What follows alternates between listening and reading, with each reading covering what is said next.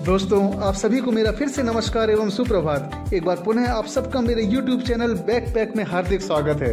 पिछले वीडियो में episode number 2 में आपने दिरांग की बेहद खूबसूरत मोनेस्ट्री एवं बेहद मनमोहक नज़ारे देखे। इसके पश्चात एक स्वादिष्ट सा नाश्ता करके हम सुबह 11 बजे के आसपास तवांग के लिए प्रस्थान किया। हालांकि हमें इस बात का अत्यंत दुख है कि समय के अभाव होने के कारण दिरांग के कुछ प्रसिद्ध पर्यटक स्थल जैसे कि सांगती वैली एवं मंडला टॉप आदि हम नहीं जा पाए। उम्मीद करते हैं आने वाले समय में उसका एक अलग से ब्लॉग बनाएंगे और आपको दिखाएंगे। जैसा कि आप सभी जानते हैं, तवांग न केवल अपनी प्राकृतिक सुंदरता के लिए जाना जाता है, बल्कि यहाँ दुनिया की दूसरी सबसे बड़ी बौद्ध मोनेस्ट्री है और ये हमारे लिए बहुत ही गर्व की बात है। तवांग, जो कि समुद्र तल से लगभग 10,000 फीट की ऊंचाई पर स्थित है और जिस कारण से यहाँ का मौसम साल भर ठंडा बना रहता है। तवांग के उत्तर दिशा में यह तिब्बत को स्पर्श करता है, तो वही दक्षिण पश्चिम दिशा में भूटान के साथ सीमा रेखा बनाता है।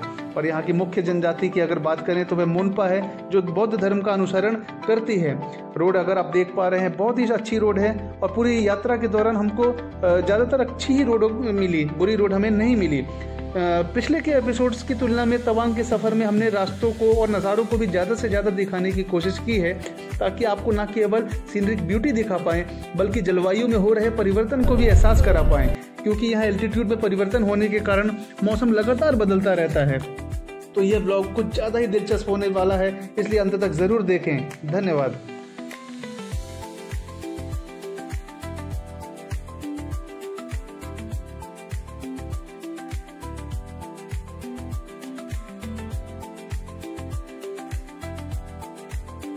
और देखिए, जैसा कि हमने कहा था, ऊंचाई बढ़ने के साथ साथ यहाँ पे मौसम में बहुत ही बाहरी परिवर्तन होने लगता है। ये देखिए, आपको जो सामने नज़ारे दिख रहे हैं, बेहद आकर्षक, बेहद खूबसूरत, और ये सब चारों ओर बादलों से हम घिरे हुए हैं। और पहाड़ों की बात करें तो ये इस तरीके से है, कुछ भंगुर तरह के पहाड़ हैं, ये गिरने को एकदम आतुर है जैसे। तो एक तरीके के कमज़ोर पहाड़ हैं ये, लेकिन जो नज़ारे बन रहे हैं, जो धुंध और दिख रहा है आपको, बादल दिख रहे हैं, वो इतने आकर्षक मनमोहक है कि हम आपको इसका बयान नहीं कर सकते।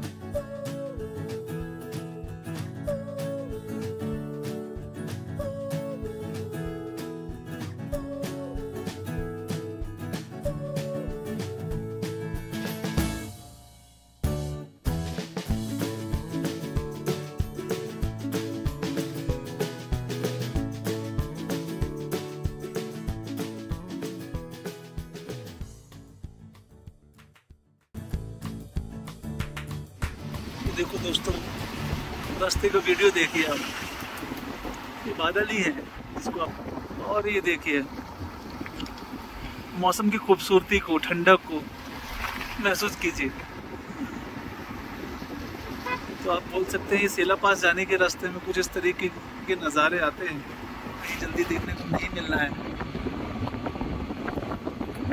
यहाँ ना बंदे हैं ना बंदे की जात है, सिर्फ है तो पहाड़ है, वनस्पति है, धुंध है, कोहरा है।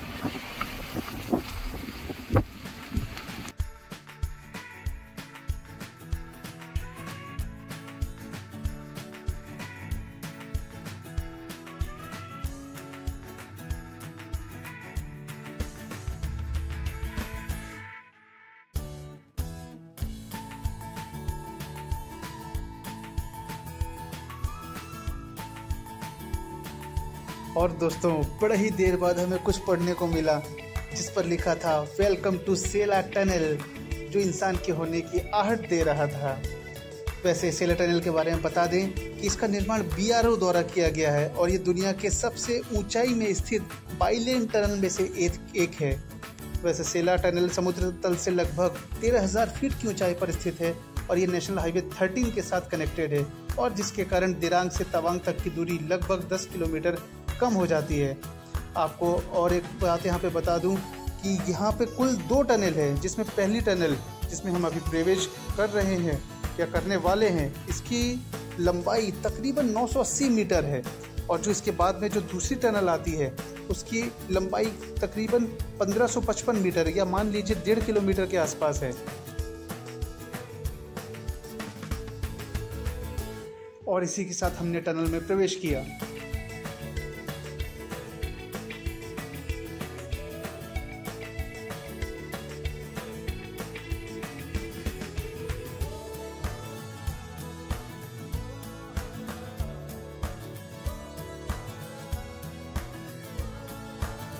और सेला टनल को पार करते ही इतने खूबसूरत नज़ारे देखने को मिले कि हम तो एकदम मंत्रमुग्ध हो गए। और थोड़ी देर आगे चलने के बाद बादलों का महासागर हमारे सामने एकदम प्रस्तुत हो गया, लेकिन हमको इसमें गोते लगाने का कोई मन नहीं था। और दोस्तों साथ ही मैं एक बात और अपडेट कर दूं कि हमने टनल वाला नया रास्ता अपनाया है जिसमें हमको सेला लेक देखने को नहीं मिलेगी। लौटते में हम सेला लेक देखने के लिए दूसरे और पुराने रास्ते से आएंगे और उसको सेपरेट ब्लॉग में शामिल करेंगे।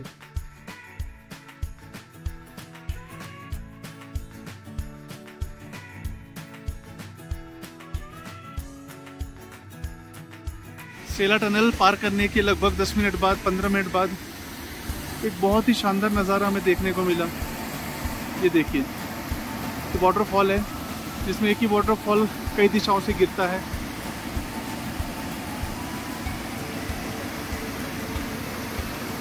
तो वो मल्टीपल वाटरफॉल बना देता है।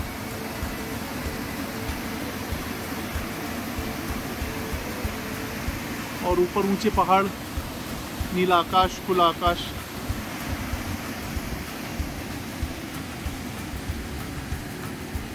एक नया तैयार हुआ ब्रिज और चारों तरफ से पहाड़ों से घिरा लश ग्रीन। आइए हम वाटरफॉल के और करीब जाने की कोशिश करते हैं। ये देखिए, इस तरह की व्यवस्था की जाती है, पाइप लगा दिया जाता है बहते पानी में। अब ये इतना स्वच्छ पानी है, चाहे तो इसको पानी पी लीजिए, खाना बना लीजिए या कुछ भी कर लीजिए। ये अनटच्ड ब्यूटी है, नेकेड ब्यूटी है। अभी लोगों की चकाचौंध से बहुत दूर है और इसलिए इतना खूबसूरत है।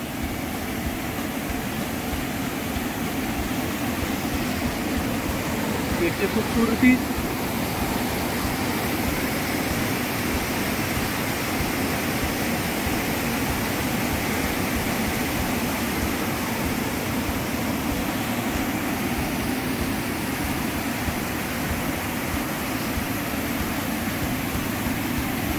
बेहद खूबसूरत। तो चलिए दोस्तों, हमें आगे जाना है, अभी समय भी हो रहा है, तो आपको और नज़ारे दिखाते हैं। तब तक के लिए बाय। तो लास्ट लोकेशन से कुछ दूर चलने के बाद, 15 मिनट चलने के बाद लगभग, या 10 मिनट चलने के बाद हम आते हैं जसवंतगढ़ वार मेमोरियल में। यह स्थान नूरानांग नामक जगह पर है। जसवंतगढ़ युद्ध स्मारक की कहानी देश के सच्चे एवं वीर सपूत राइफलमैन जसवंत सिंह रावत की बहादुरी एवं शौर्य एवं पराक्रम की कहानी है, जिन्होंने 1962 के भारत चीन युद्ध के दौरान सेला पास पर चीनी सेना के खिलाफ बहुत ही सीमित संसाधनों के साथ चीनी टुकड़ी के खिलाफ अकेले ही लड़ाई लड़ी थी। 72 घंटे तक मोर्चा संभालने व दुश्मन के दांत खट्टे करने के बाद वे शहीद हो गए थे। उनकी वीरता के लिए उन्हें मरणोपरांत महावीर चक्र से सम्मानित किया गया। इन्हें ही हम जसवंत बाबा के रूप में भी पूजते हैं। इनकी बख्तरबंद पोस्ट को मंदिर में बदल दिया गया है, जहां नियमित रूप से पूजा पाठ होती है एवं प्रसाद भी वितरण किया जाता है।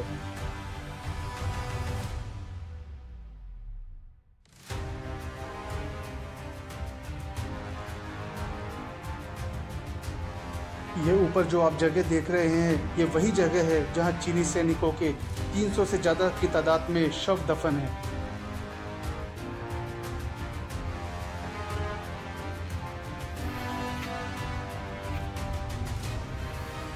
ये देखिए, ऑल रैंक्स 19 गढ़वाल राइफल्स।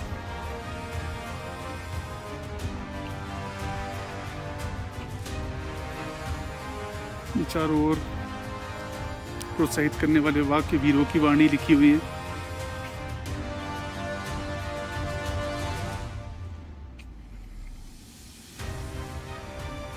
हौसला, निष्ठा, साहस, हिम्मत, संकल्प, जज्बा, वीरता, बलिदान, कर्तव्य, शौर्य। यहाँ से जुड़ी हुई जो प्रमुख बात यह है कि आज भी उनका बिस्तर यहाँ बिछाया जाता है और उनके आने के, वो रात को आते हैं ऐसा बताया जाता है, क्योंकि बिस्तर, इसमें अभी आप सिलवटें नहीं देख रहे हैं, इसमें सिकुड़न नहीं देख रहे हैं, लेकिन जब रात होने के बाद सुबह आते हैं तो इन बिस्तरों में सिलवट देखने को मिलती है। कभी ऐसा होता है कि बिस्तर लगने लगे, उनकी जो सूच रोज पॉलिश किए जाते हैं, पानी की बोतल रोज बदली जाती है। अच्छा। और बिस्तर हर मंगलवार को चेंज किया जाता है। हाँ।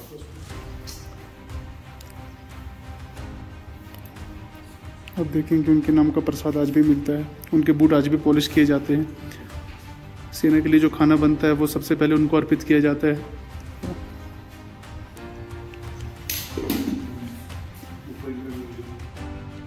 जहाँ पर उनसे जुड़ा कुछ इतिहास लिखा हुआ है, जिसको पॉज करके पढ़ा जा सकता है।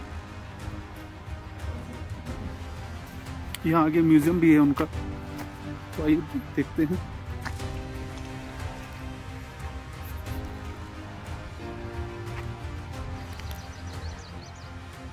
ये याक है कि मिथुन है? ये याक भी नहीं है, हाँ मिथुन भी नहीं है, हाँ। ये गाय है। कितना खूबसूरत नज़ारा है यहाँ से।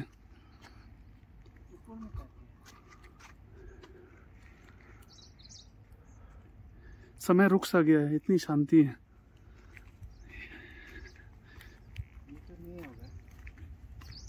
तो यह है जसवंतगढ़ मेमोरियल। इस स्मृति स्थल का निर्माण 2016 में राइफलमैन जसवंत सिंह रावत की याद में किया गया है।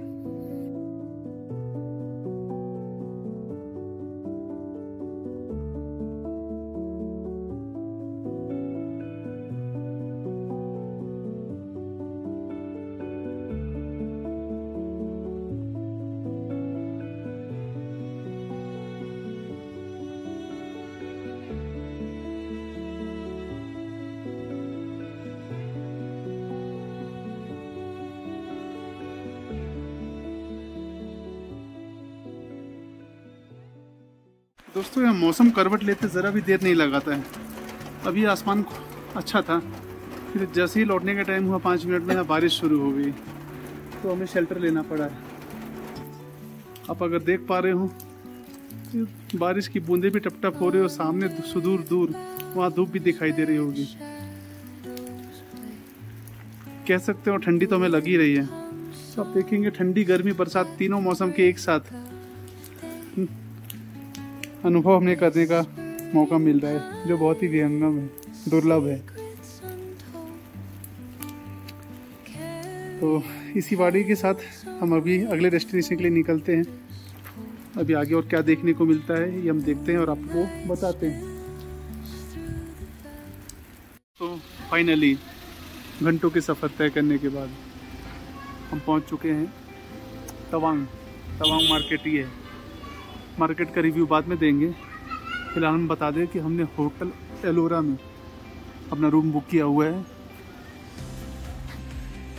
तो हमने ताशीदा लेक का मतलब होता है वेलकम, तो होटल एलोरा बुक की हुई है। कॉन्टेक्ट नंबर इधर लिखा हुआ है। क्योंकि ये ऑफ सीज़न है तो हमने डबल बेड वाला ऑक्यूपेंसी लिया हुआ है, जिसमें एक जन रुकेगा मैं। और इसका रूम वैसे 1500 से 2000 चलता है, लेकिन ऑफ सीज़न होने के कारण और हार्ड बार्गेन करने के कारण हमने इसको 900 रुपये में ठहराया है। रूम कैसा दिखता है आइए हम आपको दिखा देते हैं। यह है रूम की एंट्री। रूम का बाथरूम जो बहुत साफ सुथरा है, गीजर के साथ है।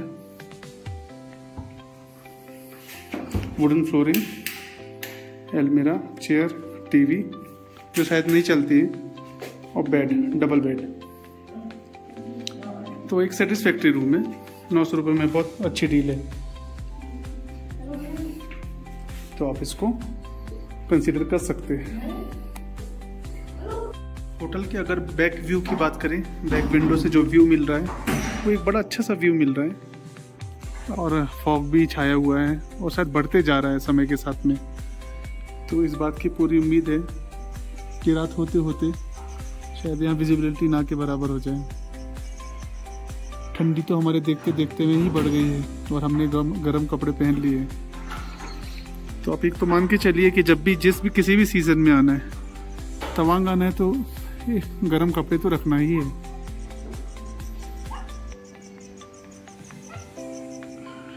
तो अभी आपको मार्केट का हाल बयान बताते हैं।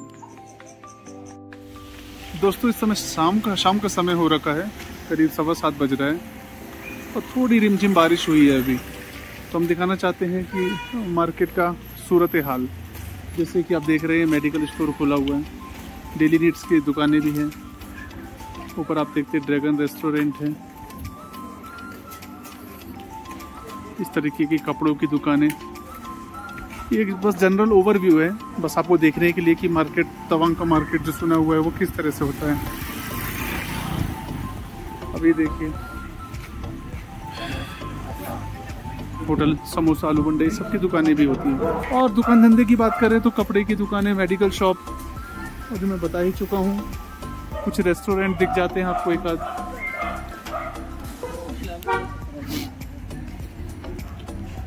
इसी बीच कहीं होम स्टे या हॉस्टल या होटल के भी बोर्ड आपको दिख जाते हैं। देखेंगे तो यहाँ कैफे का भी बोर्ड दिख जाएगा। तो हमने एक होटल पे हमारा ध्यान नहीं किया, रेस्टोरेंट लिखा हुआ है, वेलकम टू रेस्टोरेंट। तो यहाँ पे अंडा थाली, चिकन थाली, मटन थाली, सूप, ये सब भी है। तो ये रहा एलोरा रेस्टोरेंट का मेन्यू कार्ड, जिसको आप पॉज करके अच्छे से देख सकते हैं, मुआयना कर सकते हैं।